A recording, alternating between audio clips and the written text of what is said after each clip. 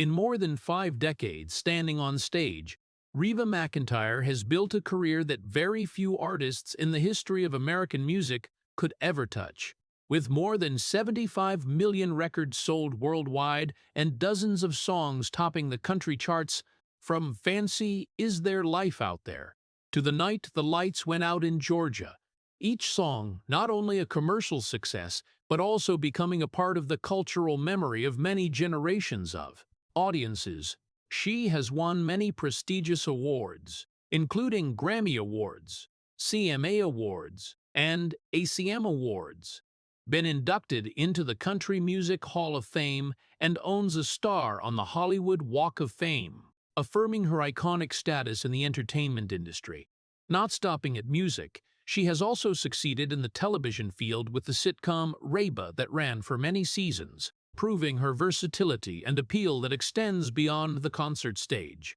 Through each period, Reba has not only existed but has continuously adapted, transforming from traditional country to modern country pop, becoming one of the most profoundly influential female artists, not only because of her distinctive voice, but also because of the way she tells stories about life, love, and loss through music, turning each song into an emotional experience where listeners can recognize themselves in it. But behind all those numbers and titles is a journey that has never been smooth, where success has never erased the losses that have been deeply imprinted in her life, especially the night the plane in 1991 took away her entire close-knit band, leaving in her a survivor's guilt that no amount of time could soothe. Along with the years afterward, when she had to continue performing, continue smiling in front of the public, even though inside there were still voids that were never filled. Then the marriage that lasted more than 2 decades ended. Not dramatically, but enough to make her have to rebuild her life from scratch, learn to exist without relying on what used to be the foundation of her own. There were periods when she admitted feeling loneliness creeping in, even when standing in front of thousands of people, when the lights went out and only silence remained. And it was precisely in those moments that her will was shaped most clearly, not through strong declarations, but through continuing to step onto the stage, continuing to sing, continuing to live, as a way to prove that no matter how much life takes away, she still has enough strength not to stop. And it is precisely that resilience that makes her story more profound than any title. Before moving forward, please hit like and leave a heart as a token of gratitude for Reba McEntire, the one who had to keep living after the night when she was supposed to no longer be here. And if you want to understand what forged a person who can stand firm after such loss, please subscribe to the channel to go deeper into the next part of the story. The stage lights may soothe the memory of an unforgettable night, but there are things that began long before that plane took off, from a harsher, quieter place, where softness almost did not exist in the world of Reba McEntire, that is, Oklahoma, where the wind blows across vast fields and life is not measured by emotions, but by endurance, where every morning does not begin with words of encouragement, but with work, responsibility, and standards that were never spoken, but always present in every look from her father, a man carrying the tough cowboy spirit, believing that weakness is a luxury his children were not allowed to have. He did not need to raise his voice to create pressure, because his silence and expectations alone were heavy enough for a child to understand that she had to be strong, had to do well, had to not be allowed to fail. And in that world, love was not hugs or praise, but the belief that one was capable of enduring more than others thought. As for her mother, she carried a different heart, gentler, attached to music as a refuge, but she herself was forced to put family first above all. The melodies she loved gradually pushed back behind daily chores, meals, responsibilities that never ended, and even though there was always warmth in her eyes, it was not enough to soften the world Reba was growing up in, because even that gentleness had to exist within limits, not allowed to weaken what life demanded. The home was not a place filled with laughter or comforting words, but a place where everyone learned to do their part. learned not to complain, learned to keep going even when tired, and in that space, Reba had no chance to be a child in the ordinary sense, with few moments of being pampered or allowed to collapse, but instead long days tied to discipline, to responsibility, to the feeling that if she was not strong enough, she would not survive in this world. It was that environment that shaped a habit she carried throughout her life, the habit of enduring in silence, the habit of not allowing herself to show weakness, the habit of standing tall even when inside she had begun to crack. And that did not come from a conscious decision, but from the fact that she had never been taught that she had the right to be weak, that she could stop, that she could lean on someone. While other children learned to play, she learned to work. While others learned to express emotions, she learned to hold them back. And gradually, strength was no longer a choice, but became the only shell protecting her from the world. A shell that over time grew thicker, harder, but also made the real emotions inside increasingly hard to reach. It was from there that music began to seep into her life, not as a romantic dream, but as a rare space where she could breathe, where things that could not be put into words could be lifted up, where weakness was no longer seen as wrong. And perhaps when standing in church or singing with family, those were the only moments she did not have to tense up to become strong. But even those moments did not last long enough to change the reality that the outside world still demanded she continue to endure. And when looking back, it can be seen that the night the plane did not have her was not the first time life put her in the position of having to keep living when everything around had collapsed, because from when she was very young, she had been trained to do that, to stand firm in circumstances where there was no room for softness, to keep moving forward even when no one said everything would be okay. And it was precisely that, childhood, dry and heavy, that quietly prepared her with an ability that not everyone has, the ability to survive losses without losing herself, even if the price to pay was that she had to learn to live while almost never being allowed to be weak. From within that dry and rigid space, where emotions were rarely named and gentleness was always placed after discipline, Reba McEntire's voice began to rise not like a dream, but as a part of what she was forced to do to survive in her own family. When singing sessions were not a choice but almost a responsibility, something as obvious as waking up early or completing daily chores.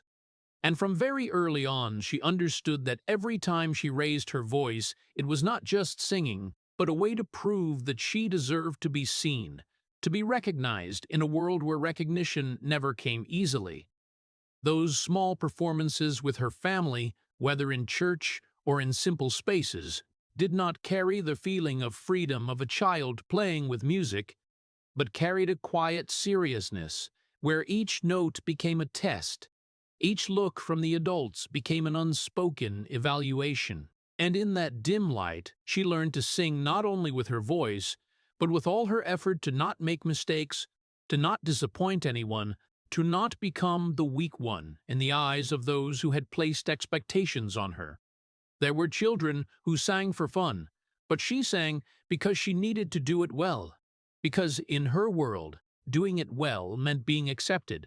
and not doing it well meant being left behind, a fear that did not need to be spoken but was always present in every moment. That very thing made music gradually lose its initial spontaneity and become something more serious,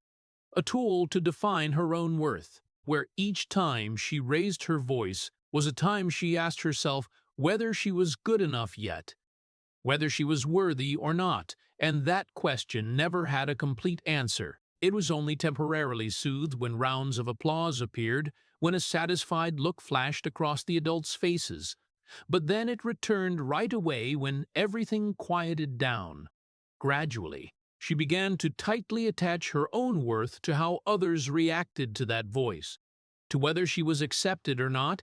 and in that process, a part of her true self was quietly pushed back, because real emotions were not always suitable with what others wanted to hear. And when having to choose between expressing herself and being accepted, she learned to choose the second without realizing what she was losing. But right within that trade-off, music became the only place where she could somewhat be herself. A quiet paradox where the thing that made her tense the most was also the thing that allowed her to breathe. Because when singing, even within the framework of expectations, there were still brief moments where she could let emotions overflow, even if just a little. Even if just in the sustained notes that no one could interrupt. And perhaps those tiny moments were what kept her from completely losing herself amid the increasingly great demands of life. Over time, that voice became stronger, more confident, but inside it still carried something fragile. A longing to be understood, to be accepted not because she was perfect, but because she was herself, even though she never said that out loud. And maybe that was exactly why every time she sang, listeners felt more than what was shown. They heard not only the sound, but an entire journey of seeking recognition. A journey that began from a child who did not yet fully understand pain, but had early learned how to hide it. When looking back, it can be seen that before she understood what real loss was, before the major upheavals of life happened, she had already lived under a different kind of pressure. Lighter in form, but no less profound, where every day was an effort not to be left behind, not to be seen as not enough, and that very thing had invisibly prepared her to face what would come later.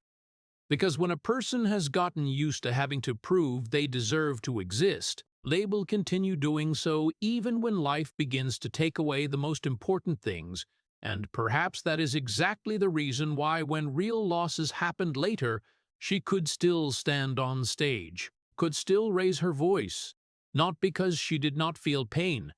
but because from very early she had learned that stopping was never an option. What began as a way to be accepted gradually led Reba McEntire to a bigger world,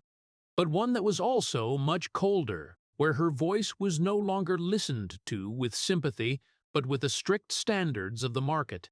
And in the early years, stepping into the music industry, she did not encounter the spotlight as many imagined, but encountered doubt, headshakes, and doors closing before she could prove anything. The record labels did not immediately see the value in that voice. They thought it was not suitable enough with the trends at that time, not stand out enough in the way they expected. And in each audition, each meeting, she began to understand that effort alone was not enough. That in this world, if you did not fit, you would be eliminated before having the chance to grow. That feeling did not come once and then disappear. It repeated over and over, quietly but persistently, making her begin to doubt herself, wondering whether everything she had tried since she was little really had meaning or not, and whether the voice that once helped her survive was enough to take her further or not. In that process, she was forced to change, not because she wanted to, but because she needed to survive. Little by little, she adjusted the way she sang, the way she performed,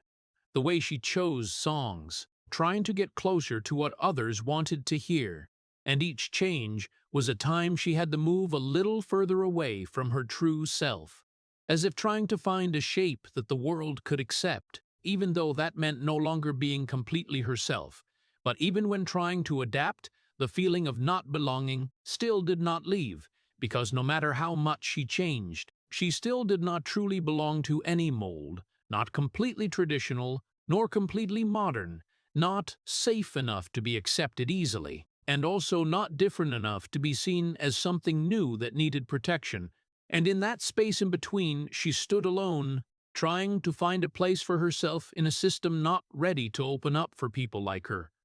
The pressure grew bigger, not only from the outside, but also from within, because after everything she had been through since childhood, not being recognized was not just a professional failure, but touched a deeper fear, the fear that she had never been good enough, that all the efforts were just prolonging something that could not be changed, and that very fear made her unable to stop, unable to turn back, but had to keep moving forward, even though she was not sure where the road ahead would lead. There were nights returning in silence with no promises for tomorrow, only a feeling of exhaustion and a question that had never been answered. But the next morning, she still got up, still continued, because stopping meant accepting that all the rejections were right, and that was something she was never ready to accept. Over time, the rejections no longer surprised her, but they still left traces, little by little, creating a thicker, harder shell, helping her endure more, but also making feeling things more difficult. And in that process, she gradually became a person who could keep moving forward even when no longer certain about herself. A person who learned to exist in uncertainty, in not belonging anywhere, and perhaps that very thing, even though painful, became the foundation for what would come later. Because when a person has gotten used to being rejected but still does not disappear, they will carry with them an endurance that not every success can create. And that very endurance kept her standing firm long enough for the world one day to be forced to listen, not because she changed to fit in, but because she had existed long enough to not be overlooked. And then, after standing long enough between those closed doors, the world began to open in the way Reba McEntire had once waited for. But when success arrived, it did not come as a gentle reward, but like a wave that swept everything along in the same direction, bringing with it the lights, the recognition, and the non-stop demands. Her name gradually started being mentioned more often. Her songs began to reach audiences. The performances were no longer empty like before, and for the first time, everything she had tried for so long seemed to be answered. But right in that moment, something else also began to change. Slowly but irreversibly, and that was her life no longer belonged to her alone anymore. A packed schedule appeared almost immediately, tour after tour, recording sessions, interviews, meetings with no space left for rest. And as each day passed, personal time was gradually worn away with no way to get it back. Mornings no longer began with a choice, but with what had already been arranged. Evenings did not end in quiet, but in preparing for the next day, and in that cycle, the concept of private life gradually became unfamiliar. The higher she climbed, the more she realized that success was not only about being seen, but also about being shaped. When her image began to be built not only by herself, but by what others thought the audience wanted to see, every outfit, every way of speaking, every artistic choice was no longer completely free, but influenced by invisible hands behind the scenes, people who believed they understood the market better than she did, understood the audience better than she did. And gradually, she began to live according to a version of herself that did not always reflect her true self. There were times, standing in front of the mirror, when she could recognize the familiar face, but feel that something was no longer whole, as if a part of her had been set aside to make room for what was expected, and that did not happen in one day, but accumulated through each small decision, each compromise that at first seemed necessary but gradually became part of the habit. At the same time, control from the outside became clearer, not only in work but also in personal life. Decisions that once belonged to her alone now had to be weighed through many layers, from public image, from the schedule, from factors not directly related to her emotions, and in that process, she gradually lost the feeling of fully owning her own life, as if walking on a path that had already been drawn, even though it led to success but did not allow stopping to ask what she really wanted. Fame continued to grow. The rounds of applause became more and more, the lights brighter. But along with that was a void that no one could see. Because amid everything called success, peace did not appear. It did not come with the hits. It did not come after sold-out nights. It did not come when her name was mentioned in the media, but seemed to move further away every time she moved forward. There were rare moments when everything temporarily quieted down, when she could sit alone and realize that she had achieved so many things she once thought were impossible, but at the same time she had also lost things that could not be measured by achievements, irreplaceable times, parts of her true self that were no longer fully present. And in that contrast, she continued to move forward, not because she did not notice, but because she had gotten used to not stopping. Because long before success appeared, she had learned that stopping was not an option, and that very thing made her journey heavier over time, when every step forward carried with it everything that had to be traded away, making the light ahead never completely dispel the shadow behind. And even while standing at the peak, she still carried inside her a question that never had an answer: whether everything achieved was enough to compensate for what had been lost along the way, or it was simply another way to keep going without looking back. Rounds of applause could fill the space of a performance night, but there were voids that sound could never reach, and for Reba McEntire, that void took the shape of a flight that took off in the night of 1991, carrying away her entire band and the people who had become an inseparable part of her life, not just those standing behind the lights, but those who had shared every journey, every rushed meal, every moment of exhaustion, and even the dreams that had not yet been put into words. They were not simply colleagues. They were a second family, familiar faces she believed would always be there, no matter how the schedule changed or how far success took them. And that was exactly why, when the accident happened, it was not just tragic news, but the sudden erasure of an entire world she had built over many years. What made that pain even harder to name was the cold truth that she had not been on that flight. A last-minute decision that seemed meaningless among hundreds of small decisions in life, yet became the line between continuing to live and disappearing forever, and that very thing created a feeling that no words could fully explain, a form of silent but persistent guilt, when every time she thought back, the question arose again. Why am I here? And they are not. Why was I kept while the others, who were no less deserving, were taken away? The days after that had no preparation enough to help her face it, because there was no way to prepare for losing so many people at once, no way to learn to accept a truth that reason could not explain. And in those first moments, everything seemed to become unfamiliar. Music became silent, space became heavy, and the voice that had once been a refuge became something hard to reach, as if every note carried the memory of the people who were no longer there to listen. She had to continue, because life did not stop. The schedule did not disappear just because of a tragedy, but stepping onto the stage after that no longer felt the same as before, no longer about performing or connecting, but became an almost mechanical action, a way to keep everything from completely collapsing. And in each show, one part of her stood there, raising her voice, while another part remained stuck in the moment the plane took off without her.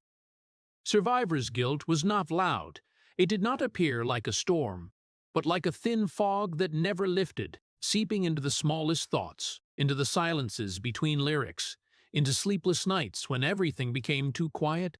And in those moments, memories were not something that could be controlled. They returned in their own way, bringing images, voices, laughs that had once been familiar and then leaving a deeper silence after disappearing. There was no truly effective way to release it, because this was not a pain that could be fully shared, not something that could be spoken and become lighter, but something that had to be carried, day after day, year after year, as a part of herself. And no matter how much time passed, no matter how life continued with new successes and new stages, that pain did not disappear. It only changed shape, becoming less obvious to outsiders but not smaller inside.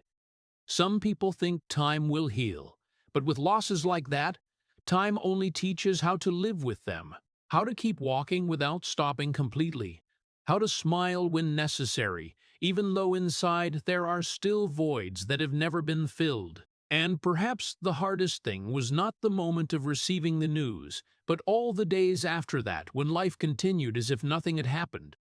While for her, everything had changed forever. From that moment on, every time she stepped onto the stage, every time her voice rang out, it carried not only music, but also the memories of the people who were no longer there. And even if the audience could not see it, could not hear it, in every note, in every silence, there was still a part of them that existed, like something that never left, like a reminder that there are losses that never end, They only quietly walk with us for the rest of our lives. From after that night when everything should have stopped so people could understand what had just happened, Reba McEntire chose to return to the stage again, not because she was ready, but because she did not know any other way to keep existing, and in the bright lights, where the audience still waited for the familiar voice, no one could see that the pain was still completely intact, had not been touched at all, had not been healed at all, like a wound covered by makeup and carefully practiced smiles. Each time she stepped out in front of thousands of people, she carried two versions of herself, one standing tall, confident, raising her voice with full power, and another quietly standing behind, still stuck in the moment the plane disappeared from the sky, still hearing the names that no one answered anymore. And the distance between those two versions grew larger over time, but was never allowed to show. The public saw the strength. They saw a woman who did not collapse,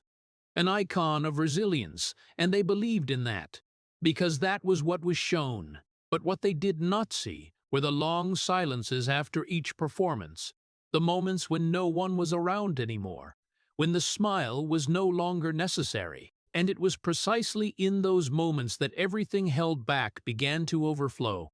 Not loudly, not dramatically, but heavily and hard to name.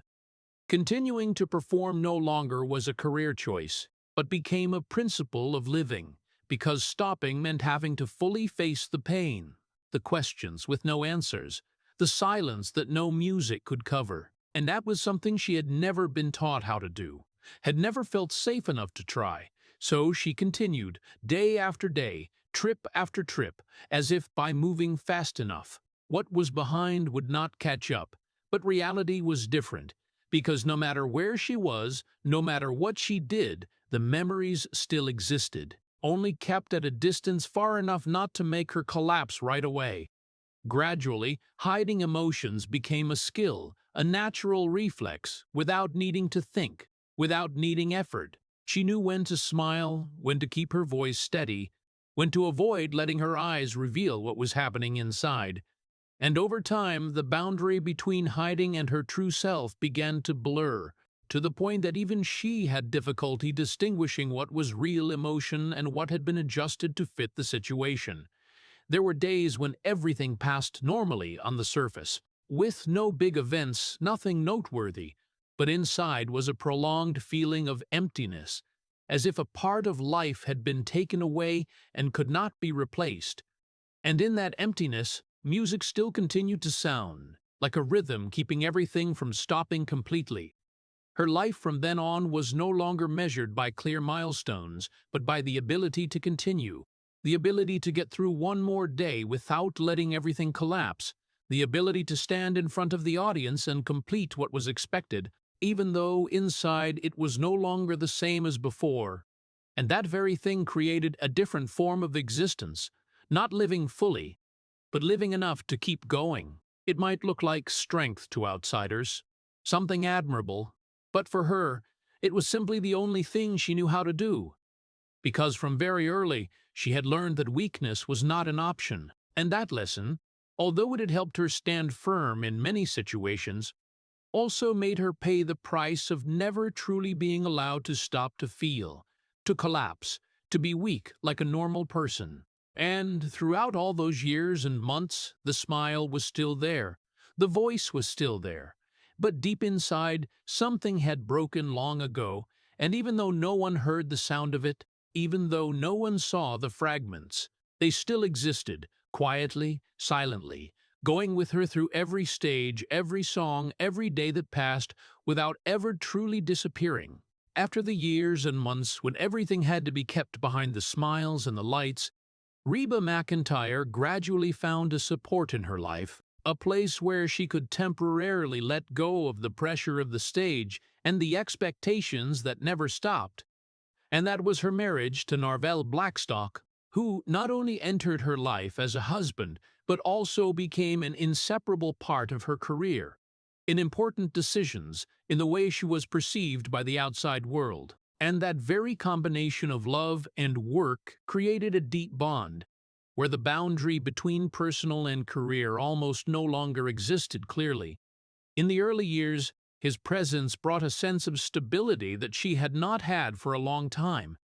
a feeling that finally there was someone who understood what she had to go through, someone who could stand beside her not only when everything went smoothly, but also when the pressure became too great, and that very thing made her gradually rely on him, not as a conscious choice, but as a natural response after what she had lost. They built together, step by step, not only a shared life, but also an image, a career shaped more clearly, where everything seemed arranged in a controlled direction, with plans, with tight coordination between two people who believed they were walking the same path.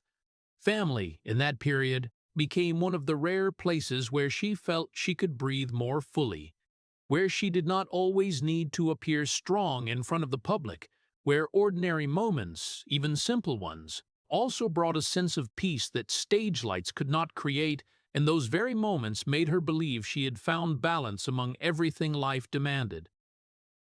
But along with that stability, something else also began to form, slowly and almost imperceptibly, and that was dependence, not in a weak way, but in the way a person gradually handed over their decision-making power to a system that had been built too tightly, where everything ran so smoothly that there was no need to ask questions, where personal choices gradually dissolved into what was considered best for both, for the career, for the image, for the future. There were decisions no longer made from emotion, but from the logic of an established machine. And in that machine, her role, although still the center on stage, was no longer completely free behind the scenes,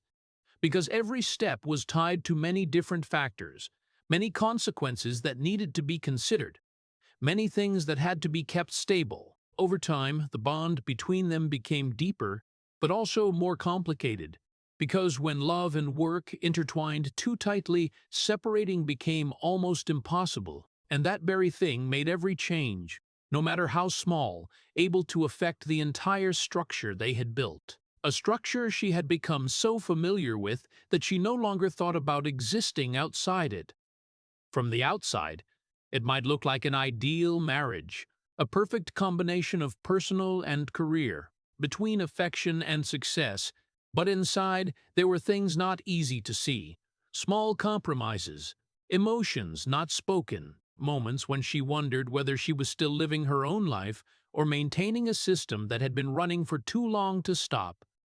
And in all of that, the hardest thing to notice was not the change, but the fact that it happened too slowly, too quietly, to the point that when looking back, she might not clearly remember the moment when the dependence began, only knowing that it had been there, like a part of life, like something that did not need to be questioned, until one day, the very thing that seemed to bring stability became what made everything more fragile than ever. But there were changes that did not come with loud arguments, with no clear signs to recognize immediately, but crept into Reba McEntire's life slowly, almost invisibly, until everything had changed too much to go back to the way it was before. And in that marriage that once brought a sense of stability, distance began to appear not from a big event, but from small things repeated over time. Schedules that grew denser, trips following one after another, periods of time that were no longer fully shared, causing two people who had once been tightly bonded to gradually drift out of each other's orbit without either truly realizing the moment it started. There were no longer clear conflicts to name the problem, no longer big arguments to force confrontation. Instead, there was prolonged silence, a form of void that both could feel but did not know how to fill. Because when everything on the outside was still running well, when the career continued, when the image was still maintained, then stopping to ask what was happening inside became harder than ever. Conversations that once felt natural now became shorter, fewer, more like announcements than sharing. Questions no longer went deep into emotions, but stopped at the surface. And gradually, the connection that had been the foundation of the relationship began to fade, not because of lack of care, but because there was no longer enough space to nurture it. In the rare moments when they were together, instead of closeness, an unexplainable distance appeared, as if two people were standing next to each other, but looking in different directions, each carrying their own thoughts without knowing how to bring them out. And that very thing made loneliness appear right in the place that should have been the least lonely. There were evenings when everything still happened normally on the surface with no arguments, no clear signs of cracks, but inside was a hard-to-name feeling of emptiness, a vague awareness that something important was gradually disappearing with no way to hold on to it. And for Narville Blackstock, who had once been the support in both life and career, this change was not a sudden shock, but a long process, making realization come late, and when it was realized, everything had already gone too far. Perhaps the hardest thing was not that feelings changed, but not knowing exactly when it started to change, with no specific moment to go back to, no clear cause to fix, only a chain of days passing where a little connection was lost each day until the distance became obvious. Deep down, she could feel that things were no longer the same as before, that the bond that had once been the foundation was now no longer strong enough to keep the two in the same place. But accepting that was not easy at all, because it meant admitting that an important part of her life was changing in a way she could not control. And just like what she had learned from very early on, when facing something difficult, the first reflex was not to stop and confront it, but to continue, to keep everything running, to not reveal what was happening inside, and that very thing made the distance not resolved, but only covered up, growing larger in the silence. There were times she wondered if she could do something differently, if she could say more, if she could hold on to what was gradually slipping away. But those questions often did not lead to action, because life still continued, work still demanded, and stopping to change seemed not to be in what she was familiar with. And then, gradually, the silence no longer was a temporary state, but became part of the relationship, something present but not mentioned, a distance existing right between two people who had once been very close. And, in that distance, she began to realize something she had never thought of before, that maybe one day, everything that had been built would no longer hold its original shape. And even though she realized that, she also did not know what to do to stop it, only able to keep moving forward, carrying the feeling that a part of her life was changing in a way she could not control. And there was no way to go back. Then came a point when the silence could no longer cover anything more, when the distances had stretched long enough to become undeniable reality. Reba McEntire was forced to face the decision she had once not wanted to think about, the decision to end the marriage that lasted more than 2 decades with Narville Blackstock, a relationship not only tied to affection but also deeply intertwined with her entire career and the way she existed in her world. There was no explosive moment, no argument that changed everything in one night, but a slow realization that what had once kept them together was no longer enough to continue, that what had been lost in silence could not be pulled back by will alone. And when the decision was made, it was not only the two going in different directions, but a very large part of her life being separated all at once.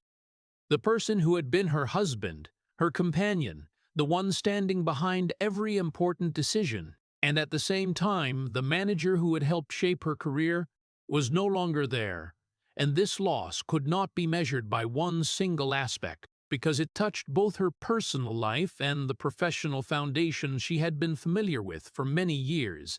In a very short period of time, what had once been stable became uncertain. Daily habits were broken. Decisions that had once been shared now had to be faced alone, and the feeling of being overturned did not come from a single event, but from everything changing at the same time, leaving her with no support to stand firm the way she once had. There were mornings waking up when everything around still looked the same physically, but felt completely different.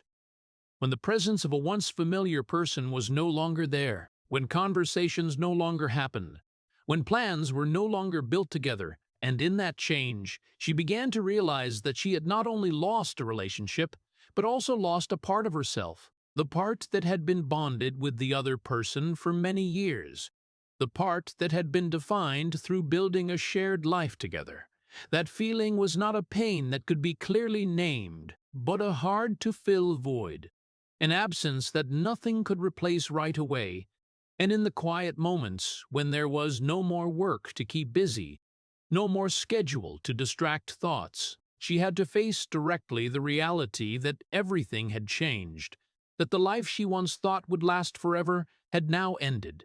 Accepting that did not come immediately, because after more than 20 years, everything had become habit, had sunk deep into the way she saw herself and the world, and having to separate herself from such a familiar structure was like having to learn how to live all over again, from the smallest things to bigger decisions. There were times she wondered if she could have done something differently, if she could have held on to something. But those questions often did not lead to answers, because when a relationship had reached the point where it could no longer continue, searching for causes no longer changed the result, only leaving acceptance and moving forward, even if not ready. And in that process, another fear appeared. The fear of having to start over, not at the starting point of her career, but at the starting point of a new personal life, where there was no longer anything familiar to rely on, where every decision carried complete responsibility of her own, where there was no longer anyone to share the burden or to plan the future together. For many people, starting over could be an opportunity, but for her, after everything she had been through, it carried more uncertainty than hope, because each time starting over meant having to leave behind what had once been built, having to accept that there were things that could not be kept no matter how hard one tried.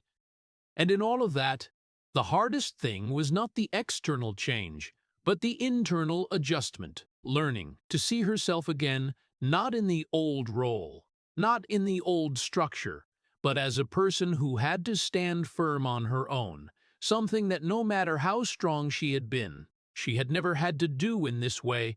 But just like what life had forced her to face many times, stopping was not an option.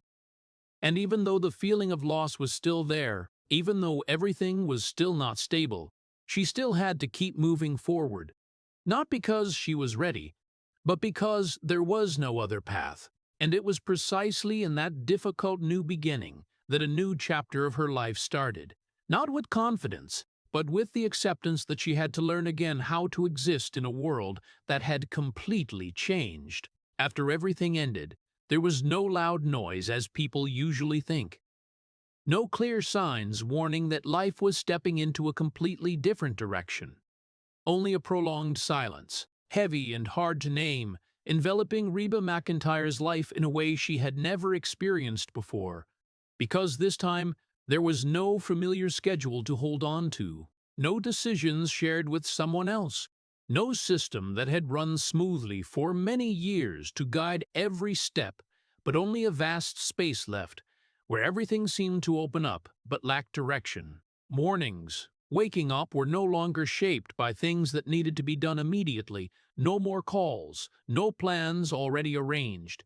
And in the absence of all that, she had to face a simple but hard-to-accept reality, that she was alone, not in the physical sense, but in the emotional sense, where there was no longer anyone standing beside her to share what was coming. Moments alone, which before had been rare and sometimes seen as opportunities to rest,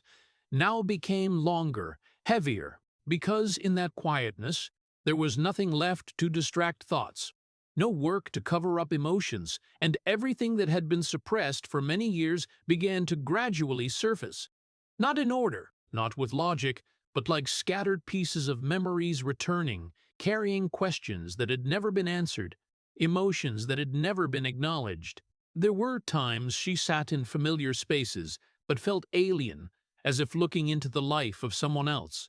because what had once created stability was no longer there, and having to reshape everything from the beginning by herself made her realize that she had not only lost a relationship, but also lost a part of the definition of herself. the part that had been tied to her role in a shared life, the part that had gotten used to not having to carry everything alone. In the early days, even making simple decisions became harder, not because she lacked the ability, but because she had gotten used to having someone to consider them with, to share with, and when that disappeared, every choice carried greater weight, as if any direction could lead to a mistake that could not be fixed. The feeling of being lost did not appear like a sudden crisis, but like a quiet flow, making her gradually realize that she was not sure where she was going, not sure whether what she was doing truly reflected who she was or was just the continuation of old habits in a new context. At the same time, emotions that had been suppressed before began to have the chance to appear, no longer pushed down by work or responsibilities. And that was both an opportunity and a challenge, because facing what had once been ignored was never easy, especially when they had accumulated over many years.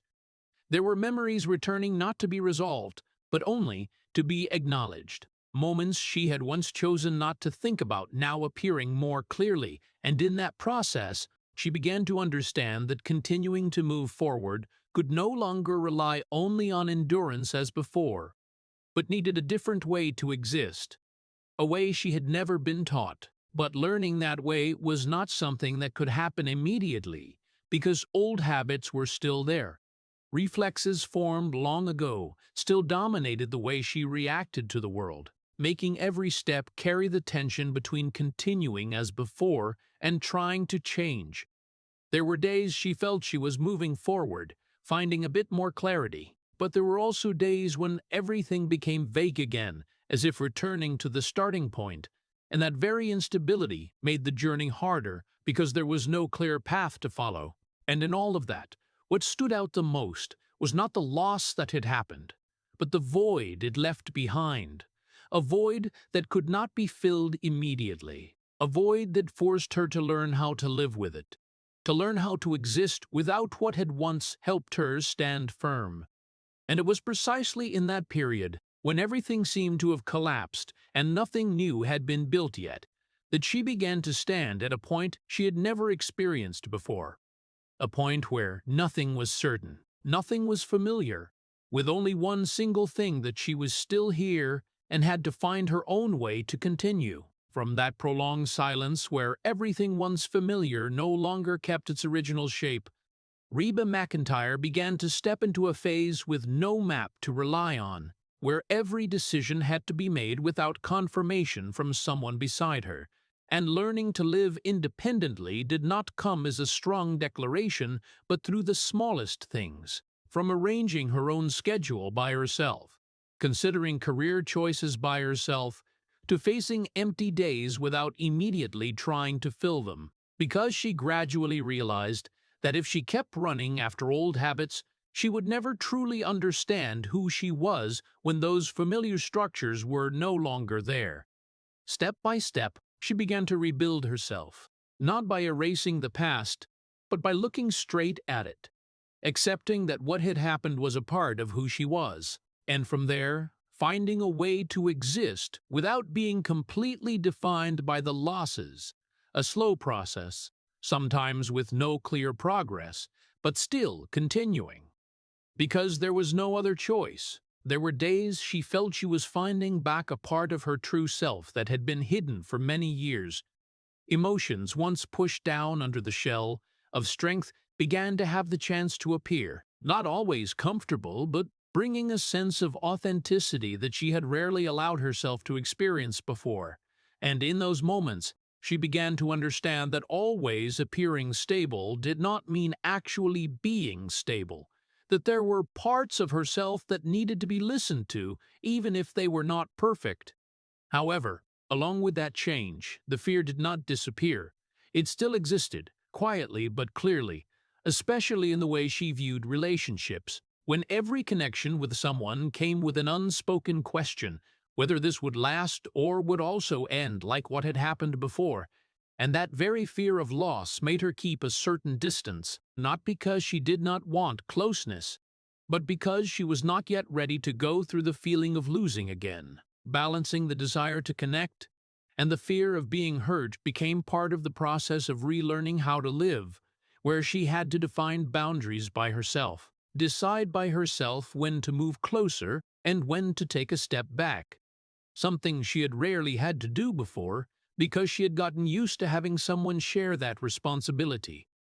Gradually, the change was no longer something to resist, but became a part of life, something unavoidable that could only be accepted. And in that acceptance, she began to find a different form of stability, not relying on what the outside provided, but on her own ability to stand firm, an ability that had existed for a long time but was only now being used in a different way. The road ahead might still not be clear. The questions might still have no answers.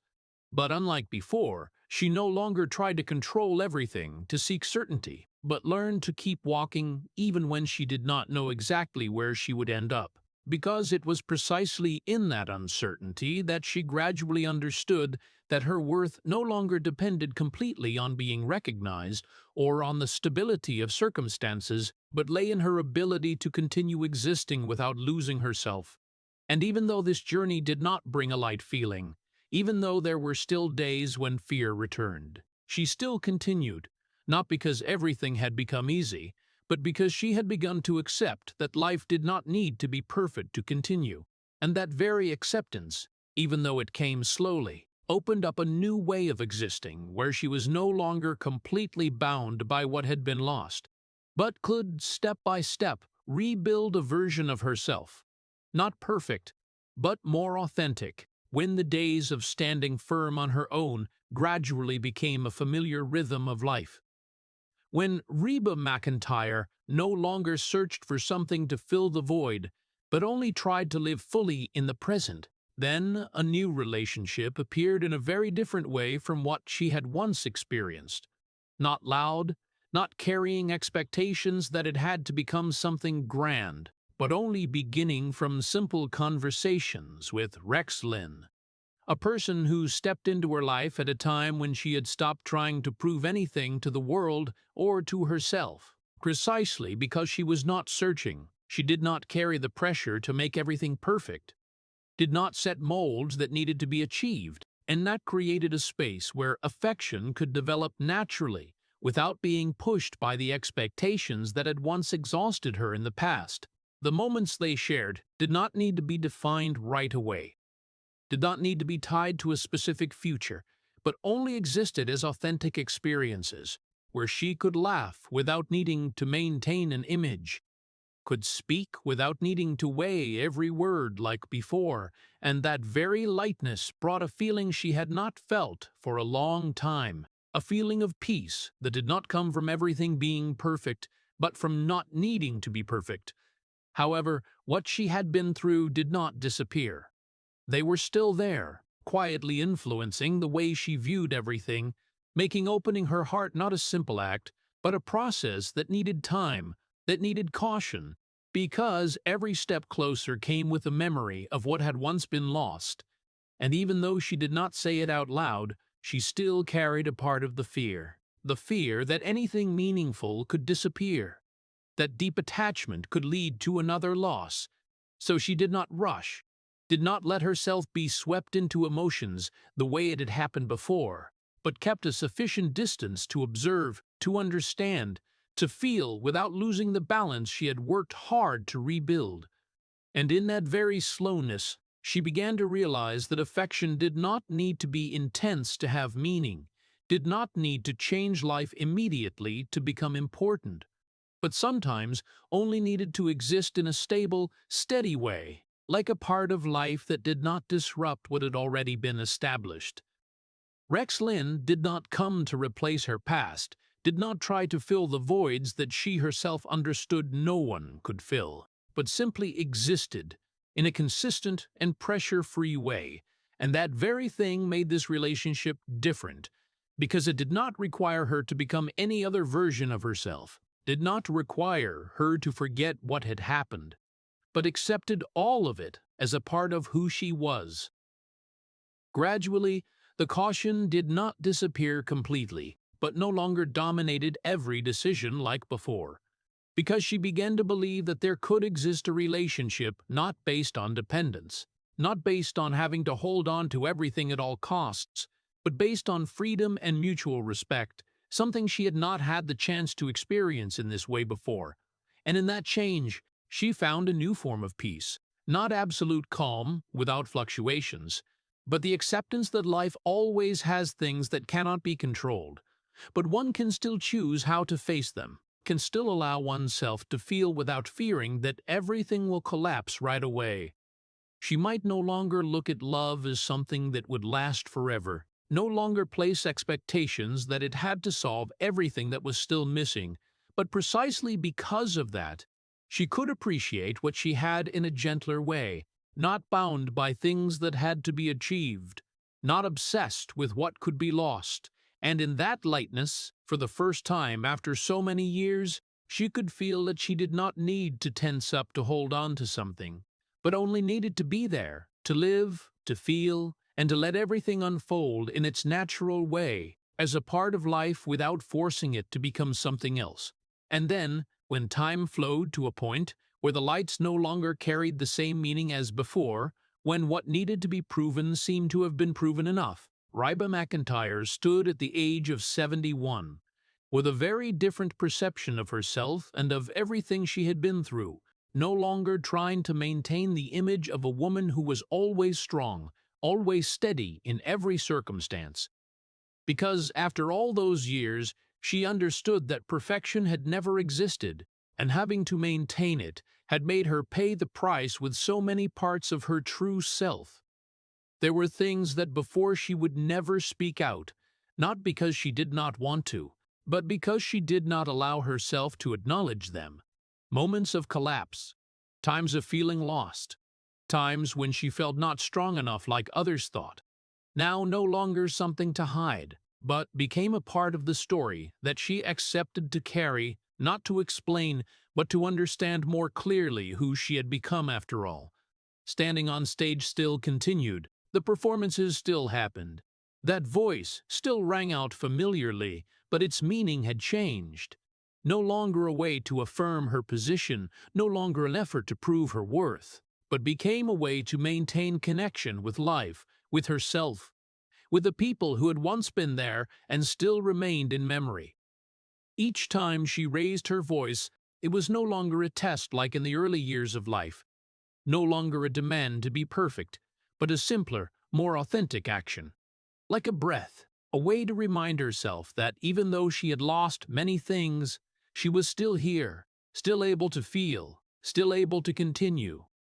In that change, she gradually let go of the standards that had once defined her, the expectations to always be stable, to always control everything, and accepted that there were parts in life that would always carry traces of what had happened, cracks that could not be erased but only accepted.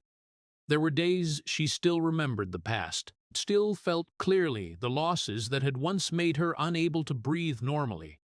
But unlike before, she no longer tried to push those emotions away, no longer saw them as something that needed to be overcome, but allowed them to exist as a part of herself, without needing to change, without needing to be fixed. That did not make everything easier, but made them truer, because instead of living according to an image others expected, she began to live closer to who she really was, a person who was not perfect, who had moments of weakness, moments of uncertainty, but still continued to move forward.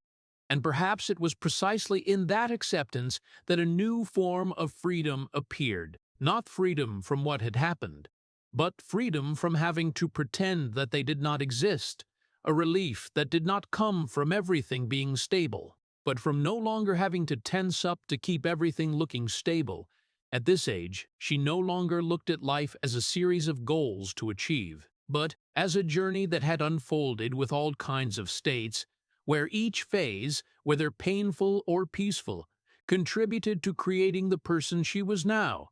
And instead of trying to change that, she chose to stand still within it, to feel it, and to continue in the way she could. Music, therefore, was no longer a tool to reach something, but became a part of existence itself, a place she could return to without needing to prove anything, a place where every crack was accepted, not hidden, not edited. And in all of that, the image of a woman standing on stage still did not change. But if one looked long enough, if one listened carefully enough, one could recognize that behind that voice there was no longer an effort to become unbreakable, but a gentle acknowledgement that she had once broken, had once lost, had once not known where to go, and was still here, not because nothing had happened, but because she had learned how to exist with everything that had happened. When looking back at the entire journey she had been through, from the dry, windy fields of Oklahoma to the brightly lit stages across America, Reba McEntire no longer looked at her life as a series of achievements that needed to be recorded, but as a collection of losses, changes, and times she had to start over from the beginning, where each phase left its mark, not always clear, but always present, in the way she walked, in the way she raised her voice, in the way she existed. There were things that had been lost forever, people who were no longer there, relationships that could not return, versions of herself that had once existed at some point but could not be kept. And all of that did not disappear with time, but blended together, becoming a part of who she was, inseparable, impossible to erase. It was precisely in that process that she gradually realized that the strength others saw was not built from perfection or from never collapsing, but from continuing after having shattered, from standing up not because she had fully recovered, but because there was no other choice but to keep moving forward. And each time she moved forward, like that carried a part of what had been lost, making the journey never return to its original state. What made her story different did not lie in how much she had achieved, but in the way she existed within the voids that life left behind, in the way she did not let the losses define her entire being, but also did not try to deny them, but kept them close enough not to forget, far enough to still be able to continue. The legacy she left behind, therefore, did not only lie in the songs that had been recorded, the awards she had received, or the records she had set,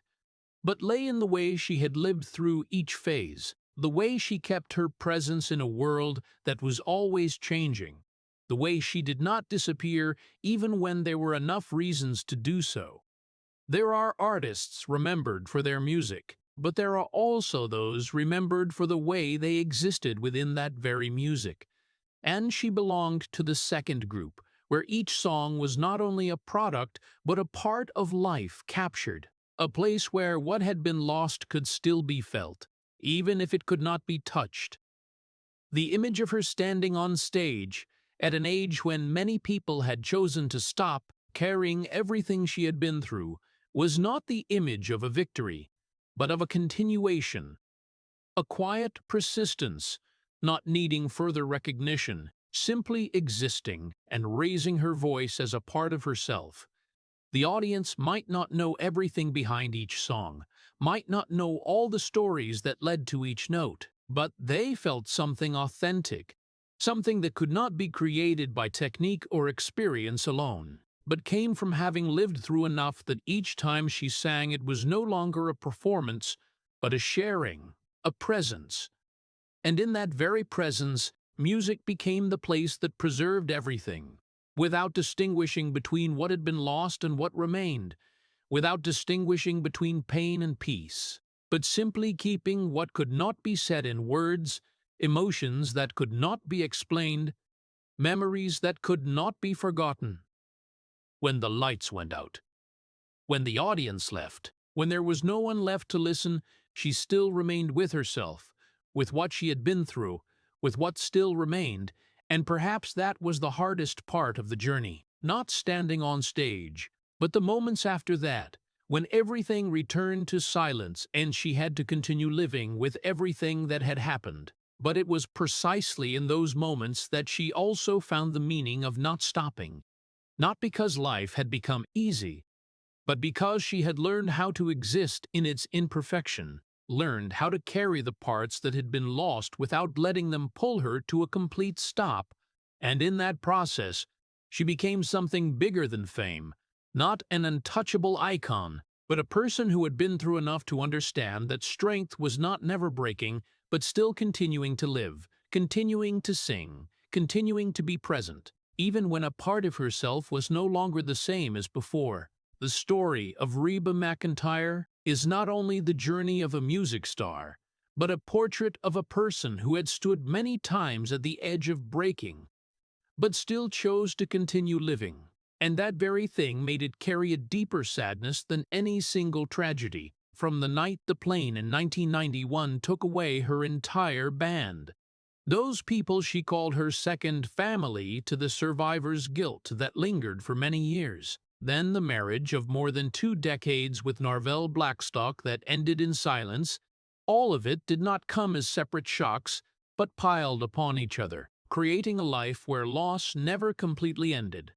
What made people ache was not only what she had lost, but the way she was forced to continue, still stepping onto the stage, still smiling when inside she had never truly healed. An image very familiar to American society, where people are often taught to be strong, to stand up on their own, to not let pain interrupt the journey. But this story also raised another truth, that strength is not always in hiding emotions, but in accepting one's cracks as an inseparable part, as the way she gradually learned after the divorce, when she had to rebuild her life from the beginning and face the emptiness with nothing left to hold on to. The fact that she found a late form of peace with Rex Lynn was not a perfect ending, but proof that a person can continue to open their heart even after having gone through enough hurt to close it. And that is perhaps the most important lesson for Americans today. In a society that values success and independence, that no one is truly unbreakable, and that continuing to live, continuing to connect, continuing to find meaning after losses is the truest form of strength. Not loud, but enduring. Not perfect, but enough for a person not to disappear in the middle of their own life. If the story of Reba McEntire has touched you, please hit subscribe and leave a heart as a token of gratitude for a woman who still stands firm after everything she has lost. Thank you for listening until the end, and see you in the next video, where we continue to explore the real stories behind the lights that not everyone is strong enough to tell.